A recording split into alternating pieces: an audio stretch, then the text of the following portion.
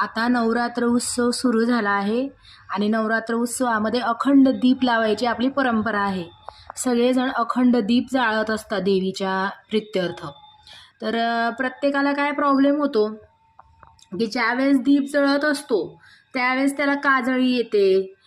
ती काजळी आल्यामुळे तो दिवा लवकर विझून जातो. अशा काही काही प्रॉब्लेम्स येतात. तर मला पण आधी हा त्रास व्हायचा.